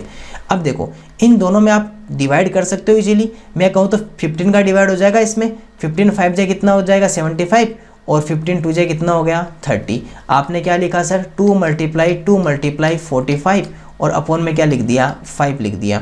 आपको फिर से कुछ दिखाई दे रहा है सर, हमें ये दिखाई दे रहा है कि जो 5 है वो इसको काट देगा सर 9 टाइम, और 2 मल्टीप्लाई 9, 2 2 जा 4 और 4 9 जा कितना हो गया सर 36, और ये कितना आ गया 36 किलोमीटर पर आवर। छोटा सा क्वेश्चन था, बस आपको ये ध्यान रखना है कि सर अगर डिस्टेंस इक्वल हो और स्पीड अलग अलग दे रखी हो, दोनों स्पीड के लिए अलग अलग स्पीड हो लेकिन डिस्टेंस समान हो, दूरी समान हो, तो फिर आप औसत चाल के लिए कौन सा फॉर्मूला यूज करोगे, 2xy upon x plus y. x एक स्पीड ले लोगे, y एक स्पीड ले लोगे, और इस तरह इसका यूज करते हैं, और बीच में कोई साइन नहीं है तो किसका साइन होता है, मल्टीप्लाई का साइन होता है, और इस तरह यूज करके इसका आंसर हमने कितना निकाल दिया सर 36 किलोमीटर पर आवर। कितना निकाल दिया 36 किलोमीटर पर आवर। 2 क्वेश्चन और है, जल्दी से उनको भी देख लेते हैं। ओके, अपना जो नेक्स्ट क्वेश्चन है वो है अपना क्वेश्चन नंबर 19। वो क्या कहता है, what will be the area of the square whose perimeter is 28 centimeter is. उस वर्ग का क्षेत्रफल क्या होगा जिसका परिमाप 28 सेंटीमीटर है। तो सर सबसे पहले हमें ये पता होना चाहिए कि सर जो हम कहते हैं कि स्क्वायर जिसे क्या कहते हैं सर वर्ग कहते हैं, वो क्या होता है। तो अगर आप बात करते हो सर स्क्वायर की या फिर सर वर्ग की, तो वो क्या एक्चुअली में होता क्या है सर, एक ऐसा शेप जिसकी 4 साइड्स आर इक्वल, जिसकी चारों भुजाएं क्या होती है सर इक्वल होती है। और इस स्क्वायर के एरिया का फॉर्मूला क्या होता है, एरिया इज इक्वल टू होता है सर साइड का स्क्वायर, साइड स्क्वायर। हिंदी में जिसे कहते हैं सर वर्ग के क्षेत्रफल का अगर आप सूत्र पूछोगे तो वो क्या होगा, वो होगा सर भुजा का वर्ग, भुजा वर्ग, तो भुजा का वर्ग होगा। ठीक है, आपके पास में इसके लिए साइड या भुजा जरूरी है, लेकिन सर हमें इसके पेरीमीटर दिया हुआ है, इसका क्या दिया हुआ है पेरीमीटर दिया हुआ है, और पेरीमीटर का फॉर्मूला होता है 4 मल्टीप्लाई साइड वर्ग के स्क्वायर के पेरीमीटर का। वर्ग का जो परिमाप होता है, वर्ग का परिमाप का सूत्र क्या कहलाता है, तो सर वर्ग का जो परिमाप होता है वो कहलाता है 4 गुणा भुजा कहलाता है। आपको यहाँ पर जो पेरीमीटर या दिया हुआ है वो कितना दिया हुआ है, इसमें से आप देख के बता सकते हो। सर हमें 28 सेंटीमीटर दिया हुआ है, तो सर अगर हम परिमाप की जगह अगर परिमाप की जगह 28 सेंटीमीटर लिखें और इधर क्या लिखेंगे 4 मल्टीप्लाई साइड या भुजा लिख दे, तो इसके बाद में सर अगर हम साइड या भुजा पता करेंगे तो ये मल्टीप्लाई वाला कहाँ चला जाएगा, डिवाइड में। तो 28 के अगर डिवाइड में 4 करोगे तो इधर क्या रहेगा आपके पास में साइड या भुजा, और डिवाइड करने पर कितना आ जाएगा सर 7 सेंटीमीटर। तो भुजा या साइड कितनी आ गई 7 आ गई। यहाँ पर जब इसमें फॉर्मूले में रखेंगे तो 7 का स्क्वायर बोले तो सर 7 मल्टीप्लाई 7 और आंसर कितना आ जाएगा सर 49। और ये सेंटीमीटर है तो ये भी क्या आ जाएगा सेंटीमीटर स्क्वायर या वर्ग सेमी आ जाएगा। वर्ग सेमी जिसे हिंदी में क्या लिखते हैं सर वर्ग सेमी लिखते हैं या फिर स्क्वायर सेंटीमीटर लिखा जाता है। तो छोटा सा फॉर्मूला था, पहले आपको एरिया का फॉर्मूला पता होना चाहिए। साइड स्क्वायर या क्षेत्रफल का भुजा स्क्वायर होता है, परिमाप का 4 गुना भुजा या पेरीमीटर का 4 मल्टीप्लाई साइड होता है। पेरीमीटर आपको गिवन था, दिया हुआ था 28 लिखा, 4 का डिवाइड होकर साइड पता चल गई, उस साइड का यूज करके हमने एरिया या हमने क्षेत्रफल निकाले और इस तरह इसका आंसर कितना आ गया हमारे पास में सर 49 स्क्वायर सेंटीमीटर आंसर आ गया 29 का। ओके, टेस्ट का लास्ट क्वेश्चन नंबर 20 और बहुत ही अच्छा क्वेश्चन है। इस तरह हमने 20 क्वेश्चंस कर लिए हैं, ये 20 क्वेश्चंस भी देख लीजिए। आज का मॉक टेस्ट नंबर फर्स्ट का जो मैथ का मॉक टेस्ट था वो 20 क्वेश्चंस थे, और फिर आप कमेंट बॉक्स में जरूर बताइएगा कि आपका स्कोर कितना रहा, 20 में से कितने आपके मार्क्स आए थे। चलिए अब इसके बाद में सोल्व करते हैं इस क्वेश्चन को। देखिए क्वेश्चन नंबर 20 आपके सामने क्या कह रहा है, a room is 4 meter long and 3 meter broad, what will be the cost of laying a carpet in it at the rate of 20% per square metre. एक कमरा 4 मीटर लंबा तथा 3 मीटर चौड़ा है, इसमें 20 रुपये प्रति वर्ग मीटर की दर से दरी बिछाने का खर्च क्या होगा। छोटा सा क्वेश्चन है। सबसे पहले मान लो कि ये आपका एक रूम है, एक छोटा सा यहाँ पर रूम बना लेते हैं कि सर ये आपका रूम है और इसका 4 मीटर लॉन्ग हो गया और 3 मीटर क्या हो गया सर ये ब्रॉड हो गया। तो ये 3 मीटर हो गया और ये आपका 4 मीटर हो गया। ठीक है, आपको अगर इस पे दरी बिछानी है तो कहाँ बिछाओगे, पूरे के ऊपर ही तो दरी बिछाओगे, फर्श के ऊपर। तो ये इसका क्या हो जाएगा सर, ये इसका क्या हो गया एरिया हो गया, ये इसका क्या हो गया फर्श का एरिया हो गया। तो यहाँ पर अगर और देखा जाए तो इसकी जो लेंथ और ब्रेथ दोनों इक्वल नहीं है, सेम नहीं है, तो सेम नहीं है तो ये हमें क्या कहलाएगा सर ये रेक्टेंगल का रहेगा, जिसे हिंदी में क्या कहते हैं सर, हिंदी में आयत कहते हैं। और आयत का अगर आप एरिया का, रेक्टेंगल का एरिया का या आयत के क्षेत्रफल का अगर आप सूत्र लिखना चाहो तो क्या लिखोगे सर, लेंथ मल्टीप्लाई ब्रेथ, यानी कि लंबाई गुणा चौड़ाई। लंबाई गुणा क्या लिखोगे सर, चौड़ाई लिखोगे। तो सर अगर आपको 3 को 4 से मल्टीप्लाई करना होगा तो कितना लिखोगे 12, और एरिया जो होता है वो आपका वर्ग में आता है, स्क्वायर में आता है, तो 12 मीटर स्क्वायर क्या हो जाएगा सर, इसका एरिया या इसका क्षेत्रफल आ जाएगा। अब अगर यहाँ पर हम देखते हैं तो ये तो पता चल गया, और इसका दरी बिछाने का खर्च क्या है सर, वो खर्च है 20 रुपये प्रति वर्ग मीटर, 20 रुपये ₹20 पर स्क्वायर मीटर। तो सर उसका जो खर्च का वे है वो क्या है, वो है ₹20 पर स्क्वायर मीटर स्क्वायर। आपको पता आपके पास में कितना है 12 मीटर स्क्वायर है, और 1 मीटर स्क्वायर का कितना है 20 रुपीज़। तो 12 का कितना हो जाएगा, 12 मल्टीप्लाई 20 इजिकल टू कितना आ जाएगा 240 रुपीज़। तो क्या आंसर कितना आ गया सर 240 रुपीज़ हमारे पास में क्या रहेगा आंसर रहेगा। तो इसका आंसर कितना आ गया 240 रुपीज़ आ गया, क्योंकि सबसे पहले आपको लंबाई और चौड़ाई दी हुई थी, लेंथ और ब्रेथ दी हुई थी, क्षेत्रफल का हमने एरिया का फॉर्मूला लगाया, 12 मीटर स्क्वायर आया और उसको फिर 20 से मल्टीप्लाई कर दिया, क्योंकि 1 स्क्वायर मीटर का कितना है 20 रुपीज़, 20 रुपये है, तो पूरे 12 का कितना होगा 12 मल्टीप्लाई 20 240 रुपीज़। तो इस तरह हमने पूरे 20 क्वेश्चंस का सॉल्यूशन कर लिया। आप अपना कमेंट बॉक्स में आंसर जरूर बताइएगा कि आपके कितने स्कोर रहा इसके 20 में से। और आपको बाकी किसी भी तरह के आपके क्विजेज, अगर आपको डेली फ्री क्विजेज नोट्स आपको चाहिए तो www.navodayaschool.in जरूर विजिट कीजिएगा। और आपको नवोदय सफलता बेच कॉम्बो पैक अगर आपको चाहिए तो भी आप हमें कॉल कर सकते हैं 8696503000 पर। और टेलीग्राम आपको जरूर ज्वाइन कर लेना है, telegram.me/navodayaschool आपको जरूर ज्वाइन करना है, और इस तरह आपको अपनी तैयारी को बेहतर करते जाना है। नेक्स्ट मॉक टेस्ट भी आपको जरूर देना है, ई परीक्षा ऐप में आपको मिलेगा। जब भी आपको मॉक टेस्ट भेजा जाएगा आपको टेलीग्राम पर जरूर सूचना कर दी जाएगी। तो आपसे फिर मिलते हैं अगले टेस्ट के साथ में, तब तक के लिए अपनी तैयारी को बेहतर करते रहिएगा, मस्त करते रहिएगा। Thank you.